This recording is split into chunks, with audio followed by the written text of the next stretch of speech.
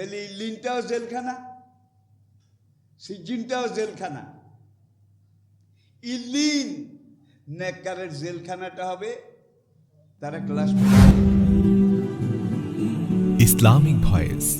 Follow Islam as your lifestyle. বিসমিল্লাহির রহমানির রহিম। মুআজ্জাজ হাজারাত, উলামায়ে কেরাম, ফুজালা ও মুরব্বিয়ানে ইজাম, উপস্থিত সকল স্তরের বয়সের পর্যায়ের হাজারাত মুসল্লিয়ানে কেরাম, আসসালামু আলাইকুম ওয়া রাহমাতুল্লাহ। মহান রব্বুল আলমিনের বারগাহে রহমতে হাজার ও লাখো অনন্ত অযুত কোটি শুকরগুজারি করছি, যিনি মেহেরবানি করে আমাদেরকে এক সপ্তাহ পরে আবারও আজকে পবিত্র ইয়াউমুল জুমায়, সপ্তাহের এই পবিত্রতম দিনে মহান রব্বুল আলমিনের আহ্বানে ডাকে, মহান মালিকের ডাকে সাড়া দিয়ে, মালিকের ঘর আল্লাহর ঘর, আল মসজিদ বাইতুল্লাহ, মসজিদ কার ঘর? আল্লাহর ডাকে, আল্লাহর মেহমান হিসেবে আল্লাহর ঘরে আসার মতো তৌফিক, সৌভাগ্য, উৎসাহ, উদ্দীপনা, মন মনন মানসিকতা এবং আসার মতো সেহেত, তন্দুরুস্তি এটা আমাদেরকে দান করেছেন। তার দরবারে শুকরিয়া আদায় করছি। সবাই পড়ুন আলহামদুলিল্লাহ। প্রিয় মুসল্লি ভাইয়েরা, আপনারা জানেন আমাদের এই বদরপুর কেন্দ্রীয় জামে মসজিদ, এটার আলাদা একটা বৈশিষ্ট্য এটা আছে, ছিল, রয়েছে। আমাদের এখানকার খুতবা, জুমার আলোচনা, পর্যবেক্ষণ, পর্যালোচনা, জুমা শেষ হওয়ার সঙ্গে সঙ্গে পুরা পৃথিবীতে চলে যায় এবং দুনিয়ার বিভিন্ন দেশ থেকে আমার কাছে ফোন আসে। যেসব ভাইয়েরা এগুলো দেখছেন, শুনছেন, তারা আমাদের সাথে ঐক্যমত পোষণ করছেন। আপনারা জানেন কিছুদিন আগে দিল্লি থেকে একজন হিন্দু ব্রাহ্মণ, রামকৃষ্ণ, সে সুদূর দিল্লি থেকে শুধু আমার সাথে দেখা করার জন্যে আমার বাড়িতে এসেছিল। রামকৃষ্ণ গত 2 বছর থেকে আমাকে ফোন করে, আপনার বাড়ি কোথায়, আপনি কোনখান থেকে কথা বলেন, আমি একটু আপনাকে দেখতে চাই। আমি 1 বছর তাকে আমার বাড়ি, লোকেশন এগুলো সম্পর্কে বলিনি। আপনারা বুঝেন সময় খারাপ, বর্তমান সময় এবং বিশ্ব পরিস্থিতির প্রেক্ষাপটে আমি তাকে অনেক ঘুরিয়েছি। এরপরে সে আমার এই যে নেটের ভাইদের কারো কারো সহযোগিতা নিয়েছে। নেওয়ার পরে মোটামুটি আমার বাড়িঘর, আমার সম্পর্কে একটা পরিচয়, পরিচিতি এটা লাভ করার পরে সে সরাসরি এসেই গেছে এবং 1 রাত আমার বাড়িতে ছিল। তো সে যখন এসে যাচ্ছিল, ঢাকায় আসছে, তারপরে রওনা করবে, আমি জিজ্ঞেস করলাম, ভাই আপনি যে সুদূর দিল্লি থেকে এসেছেন, আপনার নাম রামকৃষ্ণ, আপনি একজন ব্রাহ্মণ, আপনি আমাকে একটা কথা বলতে হবে, আপনি কি আমিষ নাকি নিরামিষ? ভদ্রলোক শুধু হাসে, হুজুর এটা জিজ্ঞেস করলেন কেন? আমি বললাম, না আপনাদের তো আবার, যেহেতু আপনি একজন ব্রাহ্মণ, এখন ব্রাহ্মণ তাদের অনেকে আমিষ খায় না, নিরামিষ ভুজি, বললো, হুজুর যদি কিছু মনে না করেন, আমি বলতে চাচ্ছিলাম না, আসলে আমি নিরামিষ, মানে কোনো মাছ গোস্ত। আমি ঠিক আছে, আপনি আমার বাড়িতে রাতে বিশ্রাম নেবেন, আমি আপনার জন্য নিরামিষ এটারই ব্যবস্থা করব। আলহামদুলিল্লাহ, অনেক অমুসলিম তারাও আমাকে ফোন করে, শুধু বাংলাদেশ থেকে নয়, ভারত থেকে নয়, আমেরিকা, ব্রিটেন, ফ্রান্স, কানাডা, এবং আমার লাইভ অনুষ্ঠানগুলো আপনারা জানেন, মুসলিম দেশগুলোতে যা চলে আমার লাইভ অমুসলিম দেশগুলোতে তার চেয়ে কয়েক গুণ বেশি চলে। কম্বোডিয়া একটা কমিউনিস্ট দেশ, তারপরে সাউথ কোরিয়া, জাপান, এগুলো বিশ্বাসের দিক থেকে আপনারা বুঝেন অধিকাংশ বৌদ্ধ, কিছু আছে নাস্তিক, লোকাল স্থানীয় মুসলমানের সংখ্যা খুব কম। মুসলমান যারা সেখানে রয়েছে, সেই সব দেশে আসে, তারা সবাই কিন্তু বহিরাগত। তবে আলহামদুলিল্লাহ তাদের চেষ্টা প্রচেষ্টায় আজকে পুরো পৃথিবীতে দিন যত যাচ্ছে মুসলমানের সংখ্যা তত বাড়ছে। একদিকে ইসলামের উপরে বিপদ, মুসলিমদের উপরে বিপদ, জুলুম নির্যাতন, মেসাকারিজম এটা চলছে। আরেকদিকে এত কিছুর ভিতর দিয়েও বছরের শেষে যখন হিসাব নেওয়া হয়, হিসাবগুলো আমরা নেই না, সে অমুসলিমরাই নেয়, সেসব পরিসংখ্যান হিসাবে দেখা যায় নির্মূল করো, খতম করো, নিশ্চিহ্ন করো, এই ভিত্তিতে সারা দুনিয়ার কাফের, বেঈমান, অমুসলিম একমত, এবং তারা সেইভাবে পরস্পর সহযোগিতার ভিত্তিতে মুসলিম নির্যাতন করে চলছে।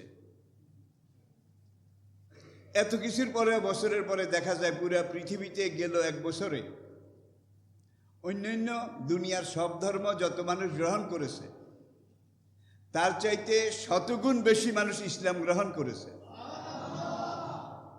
আলহামদুলিল্লাহ, এটা আমাদের জন্যে, বিশ্ব মুসলিমের জন্যে এত দুর্যোগপূর্ণ পরিবেশেও, অসহনীয় এই পরিস্থিতিতেও বর্তমানেও চলছে। আল্লাহু মুতিম্মু নূরিহি ওয়ালাউ কারিহাল কাফিরুন। যদিও কাফের, বেঈমান, মুসলিম তারা ইসলামকে সহ্য করে না, ওয়ালাউ কারেহা, পছন্দ করে না, মেনে নিতে পারে না, কিন্তু আমি আমার দেওয়া এই মিশন, এই দিন, এটাকে কিয়ামত পর্যন্ত পৌঁছাবো। শুধু সেটাই নয়, কিয়ামতের আগে দাজ্জালিজম যখন আসবে, দাজ্জালিজম, দাজ্জালকে নির্মূল নিশ্চিহ্ন করার পরে পুরা দুনিয়াতে, মাশরিক মাগরিব, পুরা পৃথিবীতে পরিপূর্ণ 40 বছর পূর্ণাঙ্গ ইসলামী খেলাফত এটা কায়েম থাকবে। সেই সময়টা সামনে, বেশি দূরে নয়। প্রিয় ভাইরা, আমাদের আলোচনার ধারাবাহিকতায় গত জুমা পর্যন্ত আমরা আলোচনা করেছি পরকাল, অল বাসে বাদাল, মৃত্যুর পরের জীবন, মৃত্যু জবনিকার আড়ালের জীবন। বর্তমানে আমরা যারা জীবিত আছি, আমরা রুহের তৃতীয় ট্রানজিট পয়েন্টে রয়েছি। আমাদের জন্য এটা থার্ড ট্রানজিট ক্যাম্প। আর এটাকে ট্রানজিট ক্যাম্প এটা আমি এই জন্য বলছি, আমাদের এখানের অবস্থানটা বেশি সময়ের নয়, বেশি দিনের নয়। আমাদের মূল অবস্থান হবে জান্নাতে। জোরে বলেন কোথায়? আবার যারা দিন মানে না, আল্লাহ রাসূল মানে না, শরীয়ত মানে না, যারা কাফের, মুশরিক, বেঈমান, তাদের চিরস্থায়ী ঠিকানা হবে জাহান্নাম। কোরআনে পাকে বহু জায়গায় আল্লাহ পাক মানব জাতিকে এটা জানিয়ে দিয়েছেন। শুধু জাহান্নাম নয়, আল্লাহ পাক বলছেন খালিদিনা ফিহা আবাদা, অনন্তকাল ধরে তারা সেখানে থাকবে। গুনাহগার মুসলিম, পাপী মুসলমান বান্দা, মুশরিক ছাড়া, কাফের বেঈমান ছাড়া, যাদের অন্তরে এক জাররা পরিমাণ ঈমান থাকবে, পর্যায়ক্রমে সময়ের ব্যবধানে, কারো সময় কম লাগবে, কারো বেশি লাগবে, পাপের খাটনি, প্রায়শ্চিত্ত, সাজা, শাস্তি, এটা ভোগ করার পরে আল্লাহর নবী ইরশাদ করেছেন আল্লাহ পাক সকল মুমিনকে নাজাত দান করবেন। আমাদের রুটটা ছিল আলমে আরওয়াহে।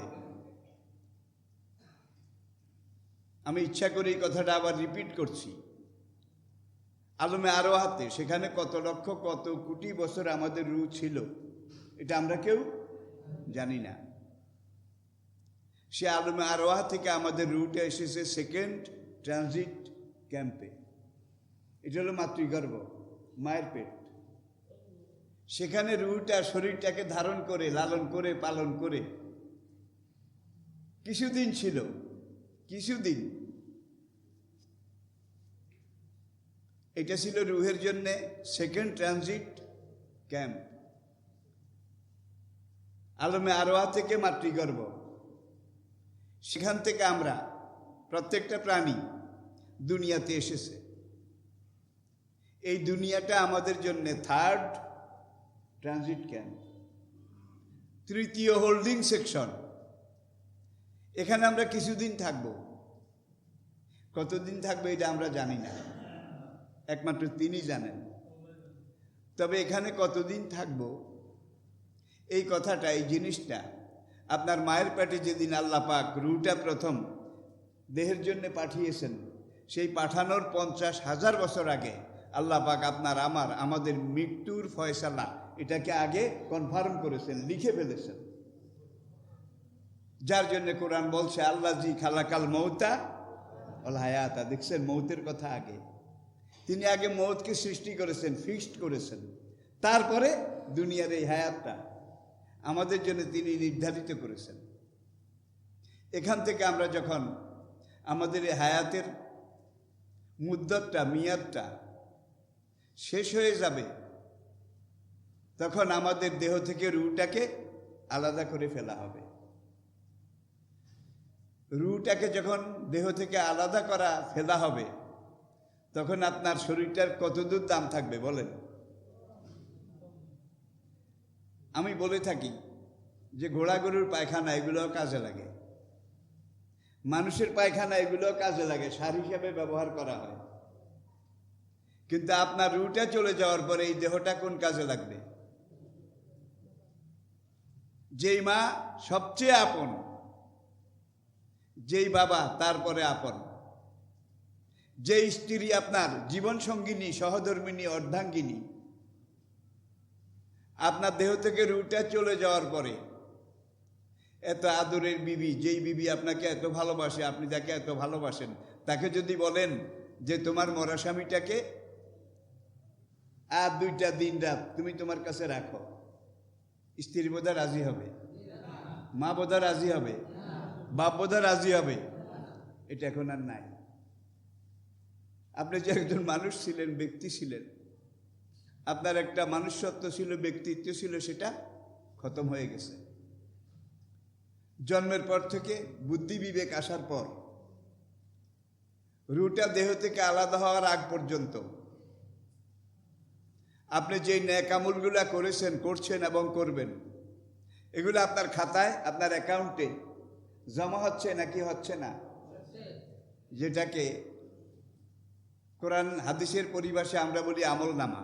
আমল নামা। মরে যাওয়ার পরে আমাদেরকে মাটির নিচে দাফন করা হবে।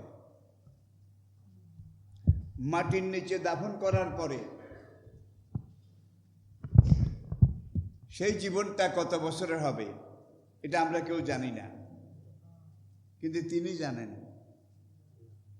দাফন করার পর থেকে হাসরের মাঠে ওঠা পর্যন্ত একটা সময় আসে। এই সময়টা বেশি না কম? বেশি বেশি। যখন হাসরের ময়দানে ডাক দেয়া হবে, তাহলে আমরা এখন তৃতীয় পর্যায়ে আসি, থার্ড ট্রানজিট ক্যাম্পে আসি।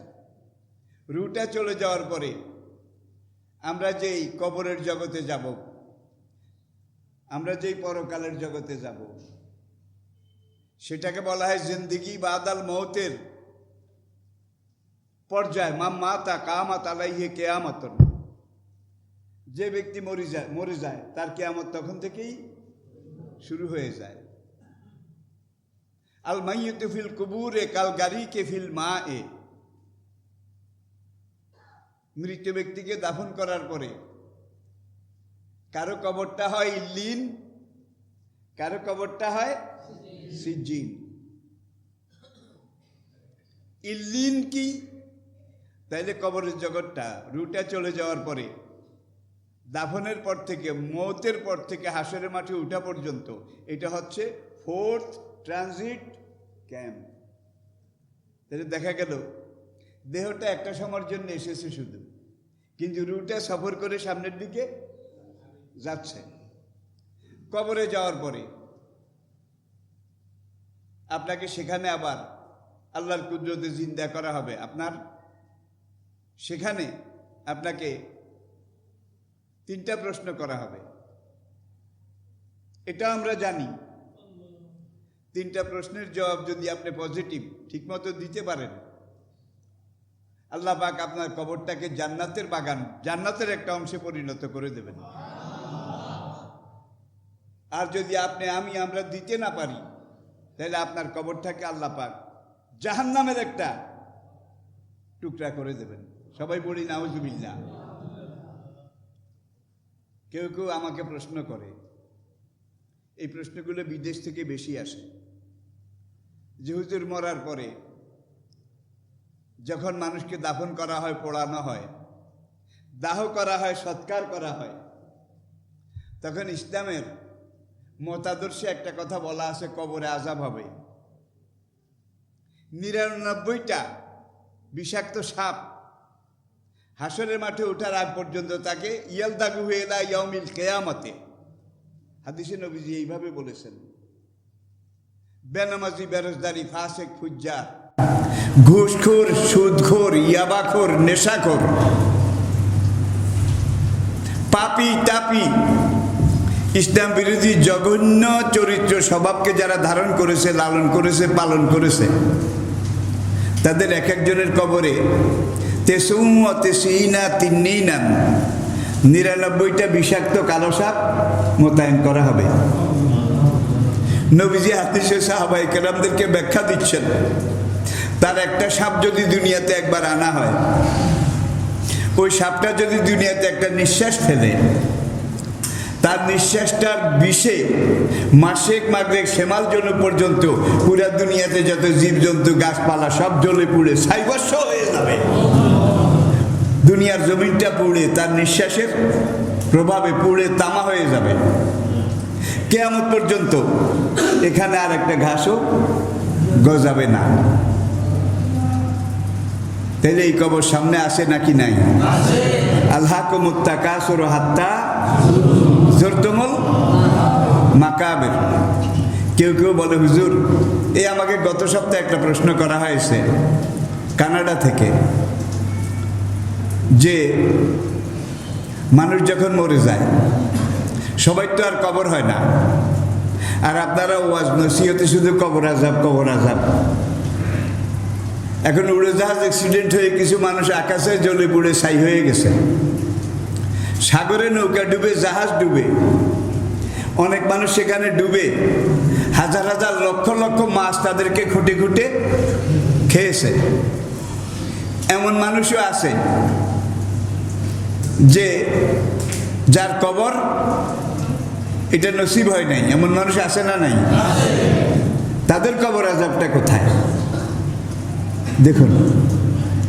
তখন আমি বললাম, কবর আযাব বলতে যেখানে আপনাকে দাফন করা হয়েছে, এই জায়গাটাকে যদি আপনি ইন্ডিকেট করেন, এটা ঠিক হবে না। আপনাকে বুঝতে হবে দাফন করার পরে দাফন না করার পরে, মাছে খেয়ে ফেলার পরে সুন্দরবনে কাঠ কাটতে গিয়ে, মধু সংগ্রহ করতে গিয়ে বাঘের পেটে চলে গিয়েছে, এমন মানুষ আছে না নাই? তাহলে বোঝা গেল মরে যাওয়ার পরে তার এই দেহটা, এটার কোনো দাম নেই। তার রুটে হলো আসল জিনিস, দামি জিনিস। এটাকে যদি পজিটিভ ওয়েতে সে কাজে লাগাতে পেরে থাকে, তাহলে আল্লাহ পাক মরে যাওয়ার পরে তার রুহকে দুনিয়ার এই দেহ সম্বলিত এমন একটা জীবন দান করবেন, যেই জীবনটা তার জন্য ইল্লিনের জীবন হবে। আল্লাহ পারবে নাকি পারবে না? পারবে, আল্লাহ পারবেন। ইন্নাল্লাহা আলা কুল্লি শাইইন ফাআলুল লিমা ইউরিদ। তাহলে যাদের কবর নাই, তাদের জন্য কবর আযাব কি করে সম্ভব? রাতে ঘুমিয়েছেন, আমি বলে থাকি, স্বপ্ন দেখেন না? স্বপ্ন দেখেন না আপনারা? এখন স্বপ্ন দেখেন যে আপনি পশ্চিমের বাগানে গিয়েছেন, একটা দাও হাতে করে আগাছা পরগাছা এগুলো পরিষ্কার করছেন। এরকম স্বপ্ন তো মানুষ দেখে। একটা লতার ঝোপ, সেটাকে আপনি এইভাবে দাও দিয়ে কোপ মেরেছেন। লতার ঝোপের ভিতরে একটা গোকরা সাপ লুকিয়েছিল। ওর গায়ে যখন দায়ের খোঁচাটা লাগলো, ফোঁস করে সে মাথা চাপা করে লাফিয়ে আপনাকে তাড়া করলো। আপনি বাড়ির দিকে প্রাণপণে দৌড় দিচ্ছেন আর কান্না করছেন, চিৎকার করছেন, আদম আলী, কদম আলী, কুব্বাদ আলী, ভাই বেরাদার কে কোথায় আসো, আমাকে গোখরা সাপ আক্রমণ করেছে, তোমরা লাঠি লাও, টেটা লাও, আমাকে হেল্প করো, হেল্প হেল্প, সাহায্য করো। এইভাবে চিৎকার করছেন আর দৌড়ছেন বাড়ির দিকে। ঘুমের মধ্যে যারা এইভাবে দৌড় দিয়েছেন তারা এই হাদিসটা ভালো বুঝবেন। ক্লান্তি আছে, পরিশ্রম আছে, কিন্তু পথ আগায় না, পা দুইটা যেন জড়িয়ে আসে, ঠিক কি না? এখন দৌড় যতই দেন, দৌড়ের মধ্যে বরকত নাই, পথও শেষ হয় না, পথও এগোয় না। এখন সাপটা আবার এসে ফুস করে আপনার পায়ের এখানে ঠোকর মেরে দিল, কামড় বসিয়ে দিল, সঙ্গে সঙ্গে অ্যাকশন শুরু হয়ে গেল।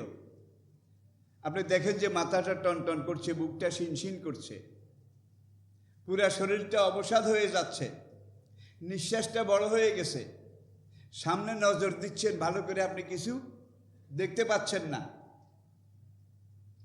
এইবার আপনি যতটুকু পারছেন বাড়ির দিকে যাওয়ার চেষ্টা করছেন, আর আপনার আত্মীয় স্বজন তাদেরকে ডাকছেন যে আমাকে বাঁচাও, আমাকে বাঁচাও।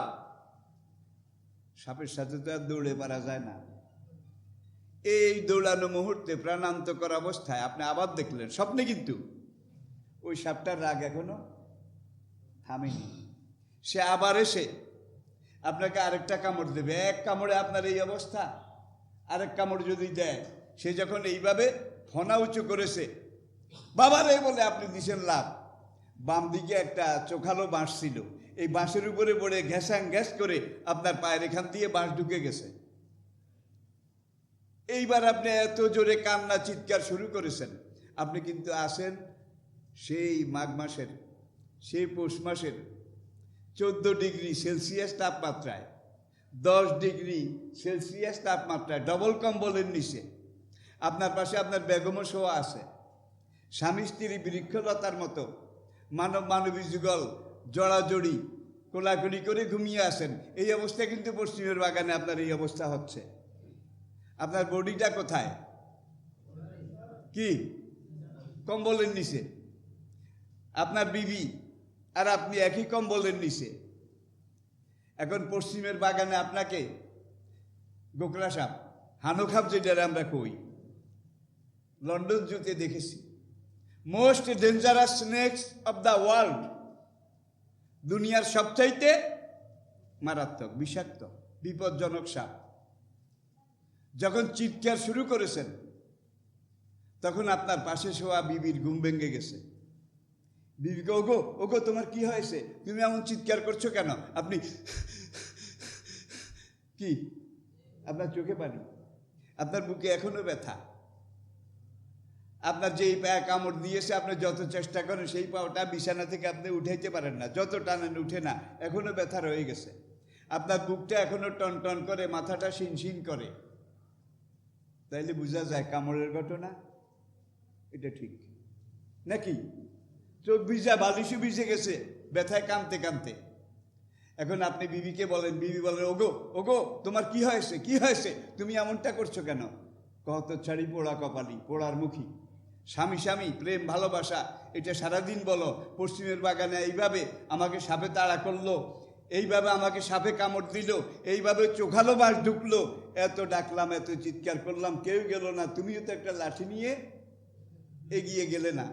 বিবি আরো ভালো করে আপনাকে ধরে আর কয়, পাগলের মাথা খারাপ, এই তো তুমি আমার কোলের ভিতরে আসো।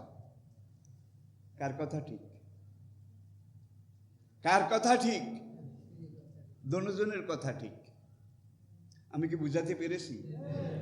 যে রব্বুল আলামিন, যে আলা কুল্লি শাইইন কাদির, আপনার এই বিজ্ঞান বলছে এটাকে জড় দেহ, নর্মাল বডি, এই দেহটাকে ডবল কম্বলের নিচে বিবির কোলের ভিতরে বাহুবন্ধনে রেখে আপনার রুকে ঠিক এইটার মতো আরেকটা দেহ দিয়ে পশ্চিমের বাগানে নিয়ে গোকরা সাপ দিয়ে কামড়াইতে পারলো, গিরা আলাবাস ঢুকাইতে পারলো। সেই আল্লাহ আপনি মরে যাওয়ার পরে কবরের মতো পশ্চিমের বাগানে আপনাকে নিয়ে এইভাবে বোধহয় গিরা আলাবাস ঢুকাইতে পারবে না, এইভাবে বোধহয় বিষাক্ত সাপ দিয়ে কামড়াইতে পারবে না। তাহলে পশ্চিমের বাগানে কি আপনার বডি শরীর গেছিল? আল্লাহর কসম যায় নাই। আপনি তো বিবির কোলে কম্বলের নিচে, তাহলে বুঝা গেল আল্লাহ শাস্তি দিতে হইলে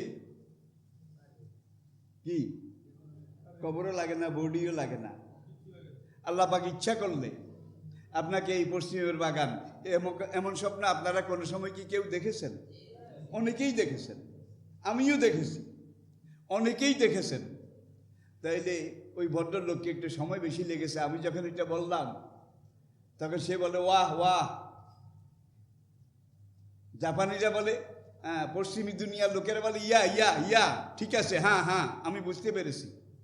আর জাপানিরা বলে হায় হায় হায় হায়, ফোন করে আর কয় হায় হায় হায়। আমি প্রথম পর্যায়ে গিয়ে বললাম এরা হায় হায় করে কেন? তারপরে বুঝতে পারলো এদের হায় হইল হ্যাঁ হ্যাঁ ইয়া ইয়েস। তাইলে এইবার বোধহয় আমাদের কাছে এই জিনিসটা পরিষ্কার হয়ে গেছে। মরার পরে যেই কবরে আমাদেরকে দাফন করা হয়, এই কবরটা কোনো ফ্যাক্টর নয়। মরার পরে আপনার রুটাকে এমন একটা দেহ দিয়ে আল্লাহ পাক পশ্চিমের বাগানের মতো হাজার মনি গদা দিয়ে পিটাইতে পারবে না, কালসাপ দিয়ে কামড়াইতে পারবে না। মনে করুন একটা লোক 1000 মানুষকে হত্যা করেছে অন্যায়ভাবে। এখন এই লোকটাকে দুনিয়াতে আপনি বিচার করেন না, আদালতে নেন, হিয়ারিং হলো, ক্রসিং হলো, আর্গুমেন্ট হলো, সব কিছু হওয়ার পরে আপনি যে 100 মানুষ 1000 মানুষ খুন করেছেন এটা প্রমাণিত হলো। মহামান্য আদালত এক কথায় রায় দিল, এতগুলো মানুষ খুন করার অপরাধে এই খুনি ব্যক্তিকে মৃত্যুদণ্ডের আদেশ দেওয়া গেল। দুনিয়ার আদালত এই লোকটাকে ফাঁসি দিল। 100 খুন 1000 খুনের অপরাধ হিসেবে তাকে ফায়ারিং স্কোয়াডে ব্রাশ ফায়ার করে মেরে দিল। এখন 100 খুনের কয় খুনের প্রতিশোধ নেওয়া হইল বলেন? সে কিন্তু 100টা মার্ডার করেছে, এখন ফাঁসি দিছেন, গুলি করে মেরেছেন, কয়টা উসুল হয়েছে? একটা। এখন তার কাছে আরো পাওনা আছে কয়টা? এখন প্রথম গুলিতে প্রথম ফাঁসিতে মরে গেছে, এবার মরার লাশের ফাঁসি দিলে কোনো সওয়াব আছে? লাভ আছে? ফায়দা আছে? সুতরাং কোরআন বলছে এই খুনি লোকটার জন্য এমন একটা জীবন দরকার, যেই জীবনে তাকে 1000 বার ফাঁসি দেওয়া হবে, প্রত্যেকবার মরণ জ্বালা, মৃত্যু যন্ত্রণা, সাকরাতুল মউত সে পাবে কিন্তু মরবে না। সেই জীবনটা হইল পরকালের জীবন। এখানে শাস্তির যেমন শেষ নেই, প্রাপ্তি শান্তি পুরস্কারেরও কোনো শেষ নেই। এবারে আসুন সূরা তাতফিফ, ওয়াইলুল লিল মুতাফফিফিন। এই সূরাটার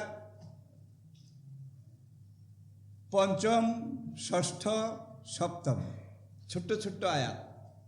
সেখানে বলা হচ্ছে কাল্লা, কখনো নয়, এই জীবন জীবন নয়, এই জীবনের পরে আরেকটা জীবন আছে না নাই? আছে না নাই? সেই জীবনে তোমাকে আনা হবে। ইন্না কিতাব আল আবরারে, বেরুন হইল নেককার, আবরার যারা নেককার, বহু বচন, যারা সৎকর্মশীল, দুনিয়ার জীবনে ন্যাকামল করেছে, ভালো কাজ করেছে, তারা মরে যাওয়ার পরে তাদের রুটা, যারা ভালো কাজ করেছে সেটা বলেছে পরবর্তী পর্যায়ে। আর এখানে বলা হচ্ছে কাল্লা ইন্না কিতাব আল ফুজ্জারে লাফি সিজ্জিন, বেনামাজি, বেরোজদারি, ফাসেক, ফুজ্জার, ফাজরনের বহু বচন ফুজ্জারন। তাইলে বদকারীরা, গুনাহগাররা, পাপীরা, সুদখোররা, ঘুষখোররা, ইয়াবাখোর, গাঁজাখোর, ফেন্সিডিলখোর, সুদখোর, ঘুষখোর, এরা কাফের, মুশরিক, বেঈমান, নাস্তিক, তারা তাদের আমল নামা মরে যাওয়ার পরে লাফি সিজ্জিন, সিজ্জিনে যাবে। অমা আদ্রাকামা সিজ্জিন, হে নবী আপনি কি জানেন সিজ্জিন কি? সিজ্জিন কোথায়? সিজ্জিনের স্বরূপটা কি? পরে আয়াতে বলা হয়েছে কিতাব মারকুম, সেটা আমি আল্লাহ রাব্বুল আলামিনের নির্ধারিত একটা জেলখানা, আমি আল্লাহ নির্ধারিত একটা ঠিকানা। আর এই কবরে দাফন করার পর থেকে শুরু করে হাসরের মাঠে উঠা পর্যন্ত কেউ এই কবরের পুরা সময়টা বেহেশতের পরিবেশে থাকবে। বেহেশতের খানা, বেহেশতের সুযোগ সুবিধা, এসি, ডিসি, বেহেশতের সব কিছু, তার কবরটা দেড়া তার সাইরাত হবে না। মিলাল মাশরিকে ইলাল মাগরিব। আল্লাহু আকবার, আল্লাহু আকবার। তাইলে এই কবরে সে জান্নাতের সুযোগ সুবিধা ভোগ করবে। আবার যারা পাপী তারা এই কবরে, এই আলমে বারজাখে জাহান্নামের শাস্তি, সাজা, ভোগান্তি এটা ভোগ করতে বাধ্য থাকবে। 18 নম্বর আয়াতে গিয়ে আল্লাহ পাক বলছেন কাল্লা ওয়াইন্না কিতাব আল আবরারে লাফি ইল্লিয়িন ওমা আদরাকা মা ইল্লিয়ুন কিতাবুম মারকুম। আল্লাহু আকবার। নামাজি, রোজাদার, দিনদার, সৎকর্মশীল, পাপ কাজ, পাপাচার, অনাচার এগুলোকে যারা পরিত্যাগ করেছে, সৎ কাজগুলোকে গ্রহণ করেছে, তারা মরে যাওয়ার পরে তাদের রুটা ইল্লিনে থাকবে। ওমা আদরাকা মা ইল্লিয়ুন, হে নবী আপনি কি জানেন ইল্লিন কি? ইল্লিনের স্বরূপ কি? ইল্লিনটা কোথায়? কিতাবুম মারকুম, সেটাও আমি আল্লাহর একটা জেলখানা, হাজতখানা। তাহলে ইল্লিনও জেলখানা, সিজ্জিনও। আসল বাড়ি কোথায়? জান্নাত। সামনে কিন্তু আরেকটা ট্রানজিট পয়েন্ট আছে, আরেকটা হোল্ডিং সেকশন আছে, সেটা হাসরের ময়দান। কি? এই কবরের জীবনটাকে বলা হয় আলমে বারজাখ। খুব লক্ষ্য করবেন, মরার পর থেকে হাসরের মাঠে উঠার আগ পর্যন্ত এই মধ্যবর্তী সময়টাকে বলা হয় আলমে বারজাখ। পর্দার আড়ালের জীবন, যবনিকার আড়ালের জীবন, কবরের জীবন। কবর থাকলেও কবর, কবর হইলেও কবর, কবর না হলেও আছে না নাই? আমি আপনাদেরকে সংক্ষেপে হলেও এই জিনিসটা বুঝাবার চেষ্টা করেছি। হাসরের মাঠে মানুষ উঠবে, হাসরের মাঠে আলোচনা একদিনে, এক খুতবায় তো সম্ভব নয়। সেখানে বিচার হবে, মোটামুটি বিচার, গোডাগুডি, লামসাম, লামসাম নাকি জাররা জাররা? ফামান ইয়ামাল মিসকালা, আল্লাহু আকবার। ভালো করলেও চুলচেরা, দন্তি, ক্রান্তি, এইভাবে হিসাব করে ভালোর বদলা দেওয়া হবে। আর পাপ গুনাহ করলে এইটারও বদলা, এইটারও প্রাপ্তি, এটারও যাজা, এটারও পুরস্কার দন্তি দন্তি কড়া ক্রান্তি হিসাব করে দেওয়া হবে নাকি হবে না? তাহলে ভালো কাজ করলে হাসরের ময়দানে আল্লাহ রাব্বুল আলামিন তিনি হবেন কাজীউল কোজাত, জাস্টিস দ্য গ্রেট। আমি কিন্তু চিফ জাস্টিস বলছি না, চিফ জাস্টিসের এখানে আরো অনেক জাস্টিস থাকে নিজ দিয়ে, চেইনের মতো। কিন্তু হাসরের ময়দানে অনলি ওয়ান জাজ, অনলি ওয়ান জাস্টিস। সেই মহাবিচারক কে? আল্লাহ রাব্বুল আলামিন। সেখানে মিজান হবে, দাড়ি পাল্লা হবে, বান্দাকে সামনে ডেকে পাল্লা, এটার মধ্যে আল্লাহ যে তুই দাঁড়া, এই তোর হিসাব, তোর 60 বছরের নেক আমলগুলো এই পাল্লায় দিচ্ছি আর গুনার আমলগুলো এই পাল্লায় দিচ্ছি, এবার তুই দেখ কোন পাল্লা ভারী। আদালত একেবারে সামনে অপরাধীকে ডেকে এইভাবে হিয়ারিং নেবে, নেওয়ার পরে বিচার হবে। আমাকে কেউ কেউ প্রশ্ন করে থাকেন যে হাসরের মাঠে বিচার হবে, বিচারের পরে ফারিকুন ফিল জান্নাতে ও ফারিকুন, একদল বেঁচে যাবে আরেক দল জাহান্নামে ভরাডুবি হবে, ঠিক কিনা বলেন? এখন হাসরের মাঠে উঠার আগে বেনামাজি, বেরোজগারি, ঘুষখোর, সুদখোর, ইয়াবাখোর, নেশাখোর, দুনিয়ার পাপী, এদেরকে কবরে দাফন করার পরে হাসরে উঠার আগ পর্যন্ত এই আলমে বরজাখে যে সাপ দিয়ে কামড়ানো হবে, মুগুর দিয়ে পিটানো হবে, এইভাবে কবরের আযাব দেওয়া হবে। এটা আল্লাহর কোন ইনসাফ? বিচার তো এখনো হয় নাই। বিচার হবে কোথায়? হাসরের মাঠে। আর যারা নামাজি, রোজাদার, দিনদার, তাদেরকে কবরে বেহেশত দেওয়া হবে, ইল্লিন। আর যারা বেরোজগারি, বেনামাজি, ফাসেক, ফুজ্জার, তাদেরকে কবরে আলমে বরজাকে সিজ্জিন দেওয়া হবে। তাহলে ইল্লিনটাও জেলখানা, সিজ্জিনটাও জেলখানা। ইল্লিন নেককারের জেলখানাটা হবে, তারা ক্লাস পাইছে, যদিও জেলে বন্দি, কোনোখানে যাওয়ার উপায় নাই, আদালত সামনে, সেখানে হিয়ারিং হবে, আর্গুমেন্ট হবে, বিচার হবে। বিচারের আগে তারা হয় ইল্লিনে আসে, নয় তাইলে ইল্লিনটা হলো জেলখানায়। ক্লাস আছে কিনা? ফার্স্ট ক্লাস বোধহয় নাই। মন্ত্রী, মিনিস্টার, বড় বড় হোমরা সোমরা, তারা যখন অন্যায় অপরাধের অভিযোগে অভিযুক্ত হয়, অপরাধের অভিযোগে অভিযুক্ত হয়, তখন আদালত তাকে জেলে পাঠায়। এখন মনাসোরা জেলের যেই কামরায়, মন্ত্রী সাহেব এই কামরায় নাকি? কামরার পার্থক্য আছে কিনা? কামরার পার্থক্য আছে, ক্লাসের পার্থক্য, পর্যায়ের পার্থক্য আছে। এখন এই মন্ত্রী মহোদয় মোটা সোটা যারা সাইজের, দুনিয়ার হিসাবে কিং সাইজ, রয়্যাল সাইজ, তাদেরকে জেলখানায় ক্লাস দেওয়া হয়। এটা দুনিয়ার হিসাব, দুনিয়ার প্রাপ্তি।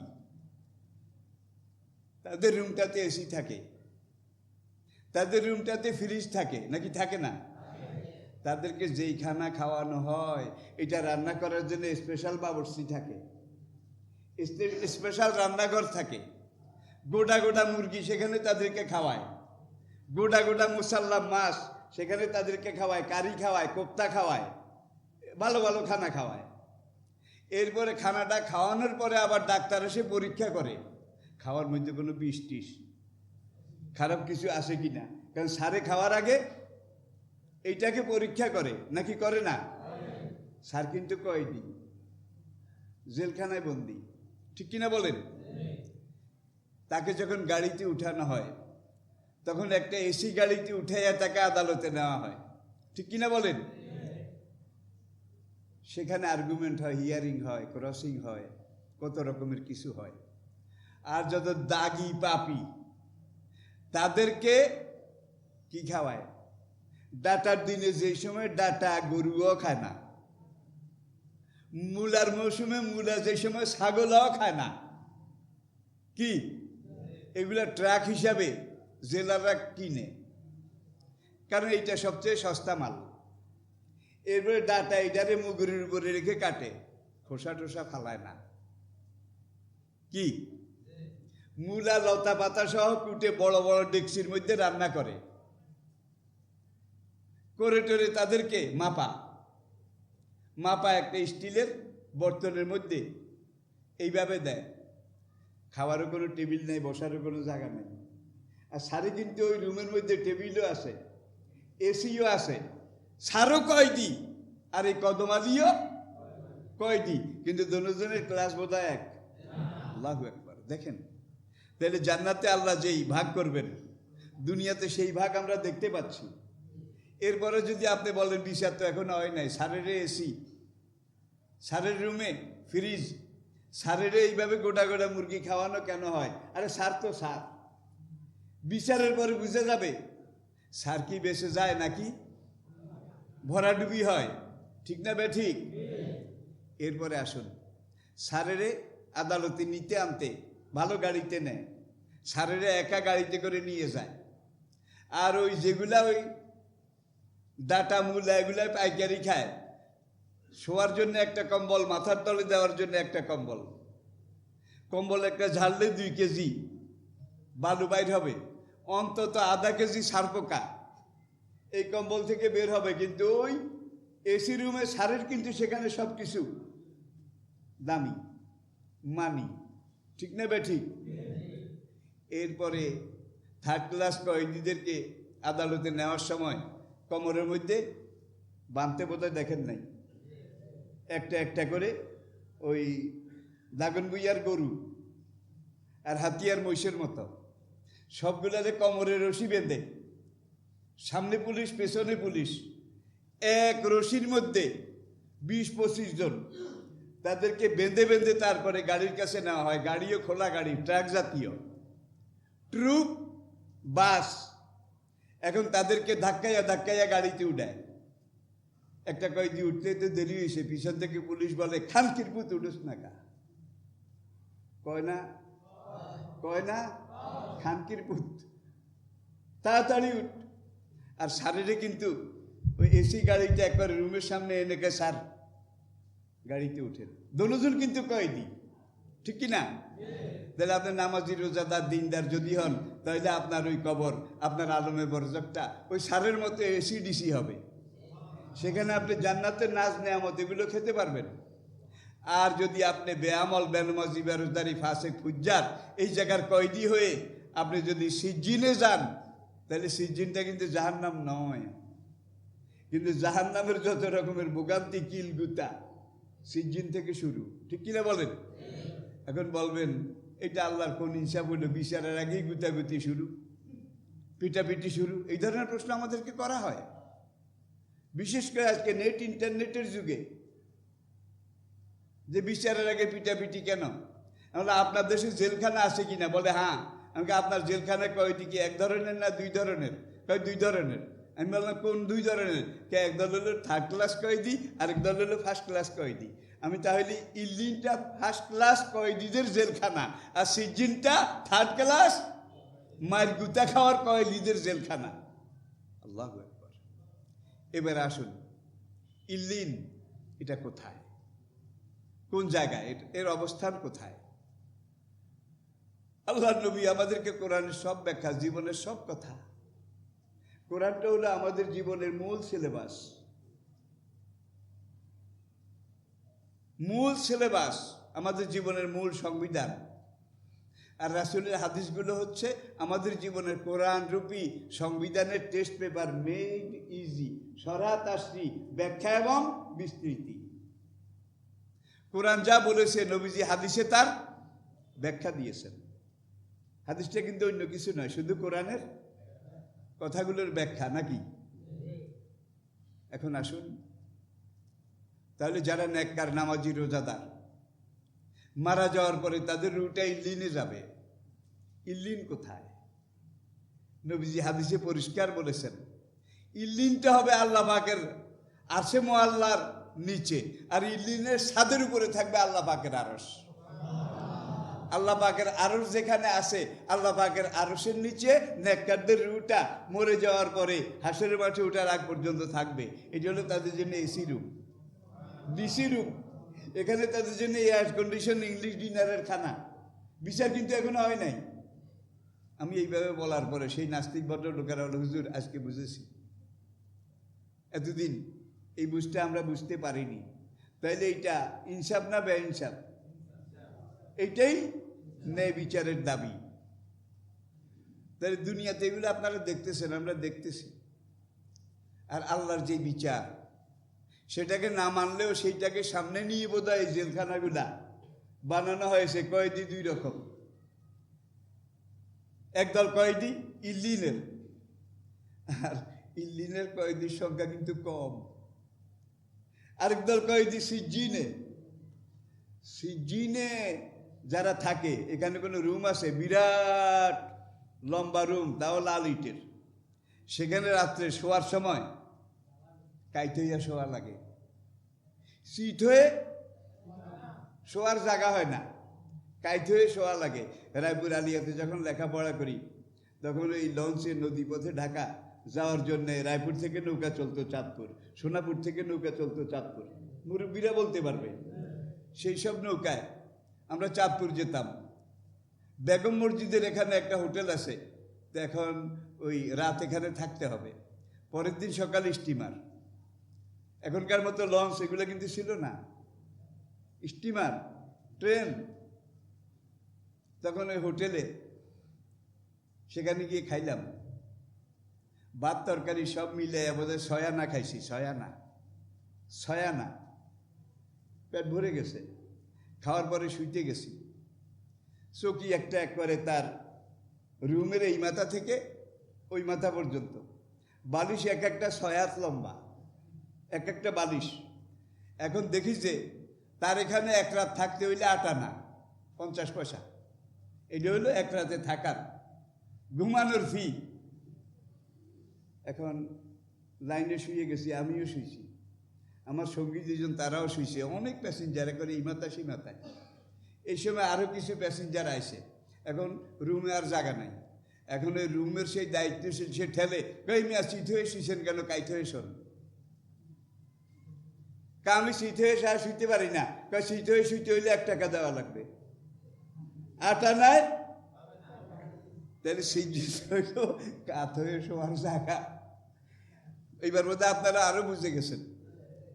আবার চাঁদপুরে তখন এমন হোটেলও ছিল, যে হোটেলে এক রাতে থাকার ভাড়া হইল 20 টাকা 50 টাকা।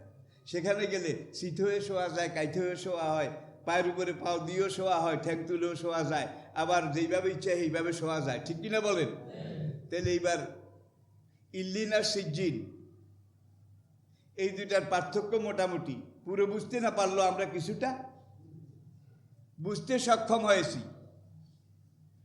এখন সিজ্জিন কোথায়? ইল্লিন তো আরশের নিচে, সিজ্জিন কোথায়?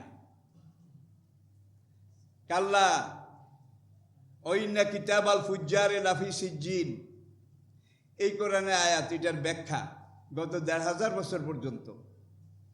ইল্লিনের ঠিকানাটা নবী বলছেন আল্লাহ পাকের আরশের নিচে। ইল্লিনের ছাদের উপরে আল্লাহ পাকের আরশ। সিজ্জিন কোথায়? নবী এক কথায় বলেছেন, ফি তাহাতিস সারা, 7 তাবক জমিনের নিচে। 7 তাবক জমিনের নিচে। ইমানদার যখন মারা যায়, নামাজি রোজাদার মারা যায়, মালিকুল মউত আজরাইল আর তার সঙ্গে আরেক দল ফেরেশতা যারা সাহায্য করে মৃত্যু রূহ বাইর করার, তারা মিছিল নিয়ে রুহটা নিয়ে প্রথম আসমানে যায়। প্রথম আসমানে যাওয়ার পরে আসমানের দরজা তো বন্ধ। সেখানের গেট কিপার দারোয়ান বলে, মান যেতুম বিহি, কাকে নিয়ে এসেছ? তখন এই আজরাইল তার প্রতিনিধিরা বলে, ফলান এবনে ফলান, বদরপুরের অমুকের ছেলে তমুক।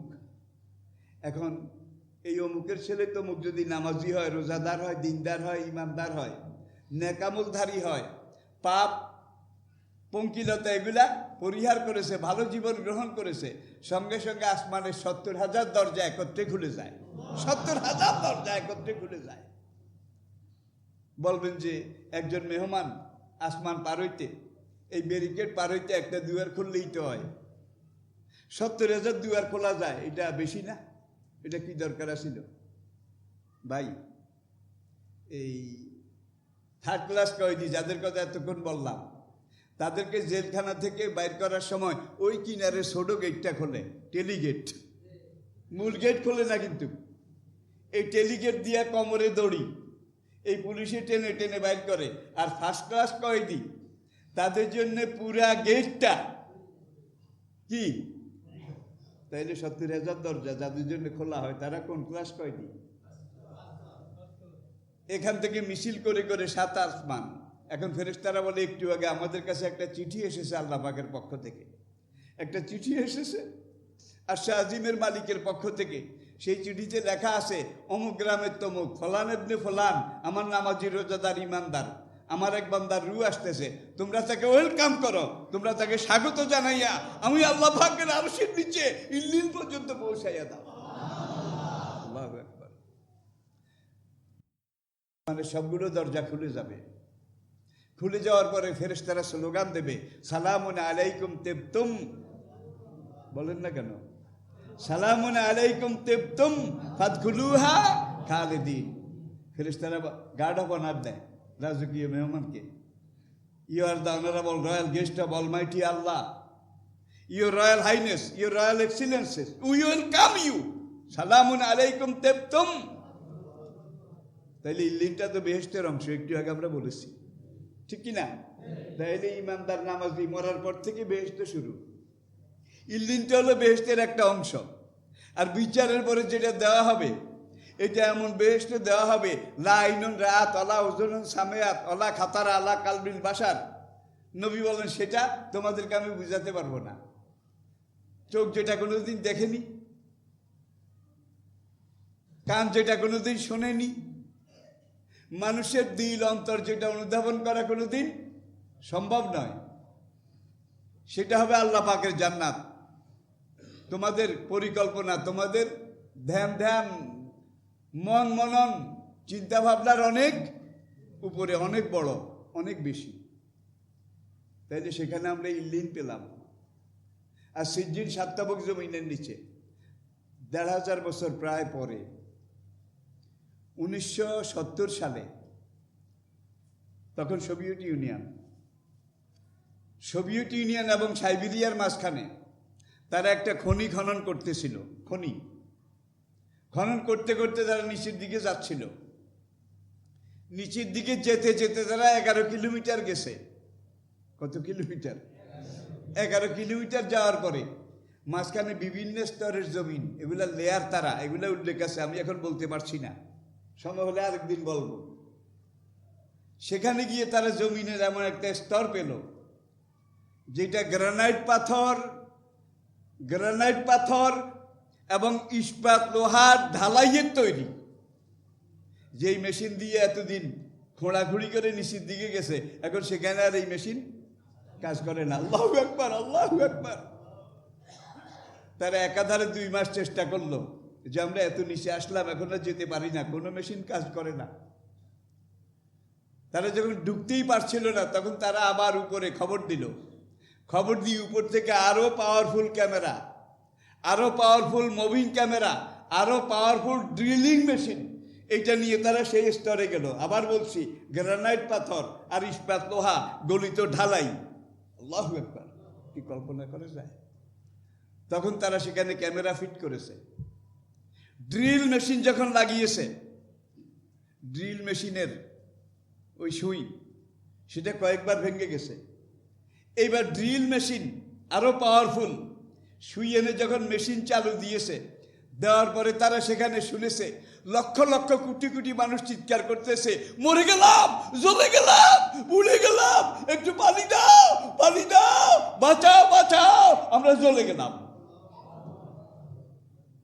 2 জন বিজ্ঞানী সেখানে হার্ট ফেল করে মারা গেছে, রাশিয়ান বিজ্ঞানী।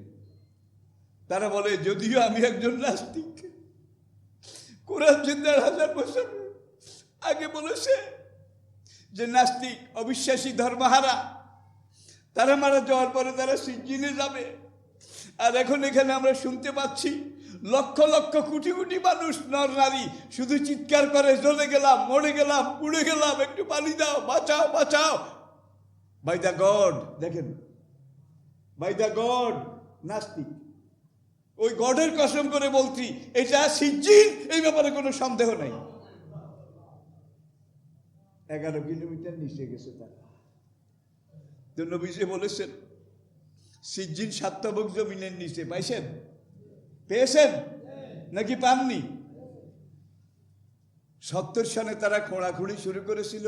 1994 সনে, 70 থেকে 94 হিসাব করেন, তারা ওই এই ঢালাই জায়গায় গেছে, ঢালাই জায়গায়। তাহলে বুঝা গেল কাজটা ছোটোখাটো না, ছোটোখাটো নয়। এরপরে তারা উপরে এসে খবর দিল এর নিচে জমিনের যেই লেয়ার, স্তর আমরা পেয়েছি, এটাকে খনন করা, ভেদ করা আমাদের পক্ষে সম্ভব নয়।